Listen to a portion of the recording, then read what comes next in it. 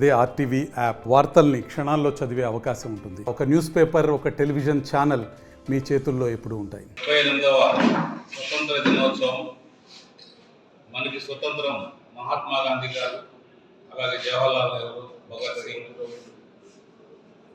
అల్లూరి సీతారామరాజు ఎంతో వాళ్ళ కష్టపడి మన దేశానికి స్వతంత్రం తీసుకొచ్చారు. దాన్ని మన పాలకులు కూడా మన దేశాన్ని ఎంతో అభివృద్ధి చేసుకుంటూ ముందుకు వెళ్తున్నారు. అబ్దుల్ కలాం గారి అడుగుజాడల్లో మన దేశం నడవాలనేది మనందరి ఆకాంక్ష. ఎందుకంటే దేశం కోసం చాలా త్యాగాలు చేశారు, చాలామంది కూడా త్యాగాలు చేసుకుంటున్నారు.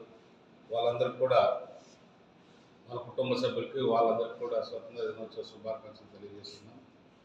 మన ప్రాంతం, మన కళ్యాణదుర్గ ప్రాంతం ఒకే ఒక కోరిక, వచ్చే సంవత్సరం స్వతంత్ర దినోత్సవానికి మనకు సంబంధించిన పనులన్నీ కూడా ప్రారంభం కావాలి. అన్ని పనులు కూడా ప్రారంభమవుతాయి.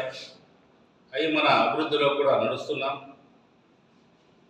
ఎందుకంటే గత ప్రభుత్వం చేసిన కొన్ని తప్పదాల వల్ల 2-3 నెలలు అన్ని కూడా రివ్యూ చేసుకోవడం జరుగుతుంది గవర్నమెంట్. చంద్ర ప్రాంతానికి మాత్రం, మన కళ్యాణదుర్గ ప్రాంతానికి ఒక్క నీటి కాలువ కానీ, నీటికి సంబంధించిన ఏమైనా సదుపాయాలు ఏవీ లేవు.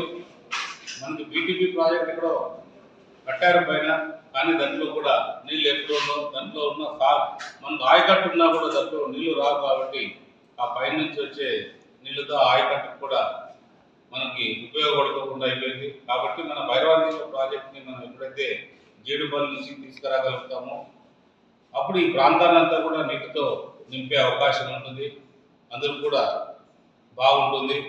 మనకి చాలా మంచి భూములు, చాలా సారవంతమైన భూములు. కాబట్టి ఖచ్చితంగా ప్రజలందరూ కూడా బాగుంటారని ఆశిస్తాం.